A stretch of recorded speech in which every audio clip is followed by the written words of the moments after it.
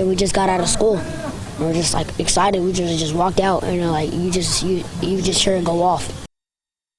Well, I bet you can guess what the students heard go off. Yeah, gunshots, dozens of them right outside their school. I mean, look at all of these kids. They actually thought that they might die that day that happened. Could you blame them if they were traumatized? The sad reality is, with our crime crisis, this really could have happened anywhere in Albuquerque. Instead, though, it happened in an area where folks are already feeling the city's giving them a cold shoulder. Our joywang is live in our newsroom, and Joy, there are several angles to this story. There are, Steve, but let's be honest here. I'm in the newsroom, live in the newsroom, because none of us feel safe going out live in the area of San Pedro and Catherine after dark. And today, kids told us they experienced that fear during the day. It just went off, boom, boom, boom. I just saw people running. I freaked out and I was like, I'm gonna die today. They are just kids, but what happened right after school could stay with them forever. We heard like 40 gunshots out of nowhere. It happened Monday afternoon. I was really scared that day. I just didn't know what to do. Just down the street from Wilson Middle School, a smoke shop, a bullet hole through the window. Our whole neighborhood is not just safe. It's really dangerous. APD says Taylor Derrickus, this guy, and two others went to that smoke shop because, quote, the big dog ordered the hit. 2 people inside were hurt. Middle schoolers saw it all play out. I looked at him and he looked at me, and he like looked me real dead in the eyes. Court documents only paint a portion of the picture. A mini AK-47 and a Glock. 3 men in a blue Chrysler 300.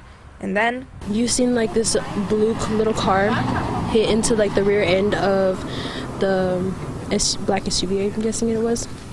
And you seen 2 black males hop out with like big guns. The 3 hopped out of the Chrysler. Police say one of the other 2 in Derrickus' posse pointed a gun at the SUV driver. We don't know if the 2 have been arrested, but we do know Derrickus faces a host of charges. I was really scared that day. I just didn't know what to do.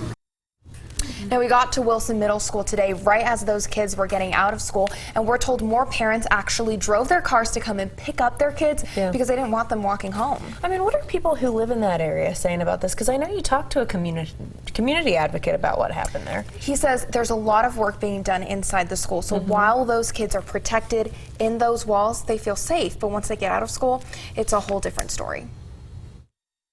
The city is failing this community. This community is hurting and in dire need, and I think they really need to step up. This is something that's been in the process for over 5 years that I've been working on, but the city needs to step up right now because these kids are hurting in this area.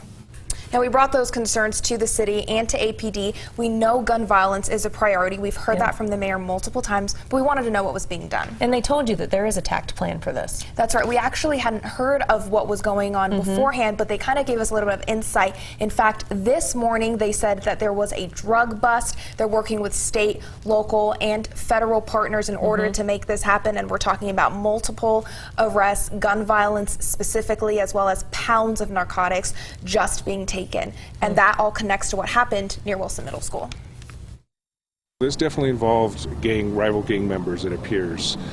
So that's what we're focusing on, is these, either if they're formal gangs or groups of young men who are acting together to create violent acts. Now, the southeast part of town is also the only area where APD says they have 2 proactive response teams, which of course means there are more resources focused on those areas. And we already know that every 2 weeks, APD commanders are meeting to talk about what's happening in that area, as well as some other higher-ups within APD. Right, so the commanders are required every single time there is a shooting that involves injuries. They meet with those APD higher-ups. They tell them what they know about what happened, what gangs are involved, who was injured, what kind of guns are being used, and they just really dissect that information to try and prevent more crimes like this from happening. Okay, and hopefully that's what happens. All right, Joy, thank you.